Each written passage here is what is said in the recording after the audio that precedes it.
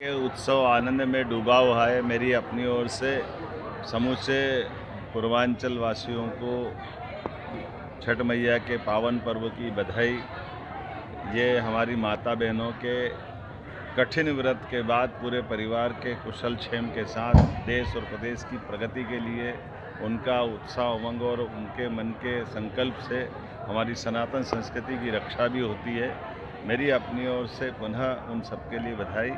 हमने इस छठ उत्सव को कल इंदौर में भी मनाया, आज उज्जैन में भी मनाया और पूरा देश मना रहा है। और ये गंगा बेसिन का इलाका है, यहाँ से क्षिप्रा जी चंबल, चंबल से यमुना, यमुना से गंगा जी की तरफ अपनी धारा ले जाती है।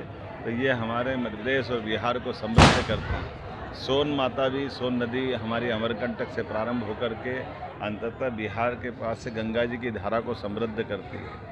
सम्राट अशोक के काल से, अशोक पहले यहाँ गवर्नर रहे, बाद में सम्राट बनकर के अशोक का शासनकाल स्वर्णिम काल से जाना जाता है। विक्रमादित्य का काल हो, राजा भोज का काल हो, हर काल से हमारे संबंध बिहार के बहुत मजबूत रहे हैं। आज यशस्वी प्रधानमंत्री के नेतृत्व में जिस प्रकार से चारों तरफ से प्रगति के समाचार आ रहे हैं, ऐसे में माता सीता के जन्म स्थान सीतामढ़ी और उस स्थान के लिए भी माननीय प्रधानमंत्री जी ने बहुत बड़ा प्रोजेक्ट बनवाया और गृह मंत्री जी की मौजूदगी में उसका भूमि पूजन हुआ है।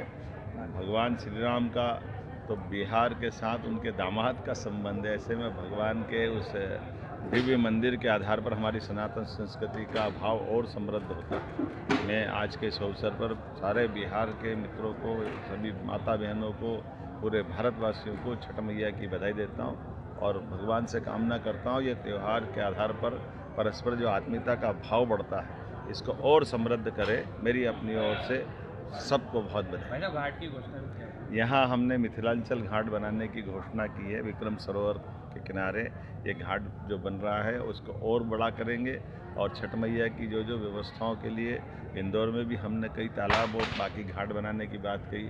पूरे प्रदेश में जहाँ जहाँ भी हमारे पूर्वांचल के भाई बहन चाहेंगे या छठ महोत्सव में हम सारी सुविधा बढ़ाते जाएंगे। मेरी अपनी ओर से आज एक बार फिर सबको बधाई।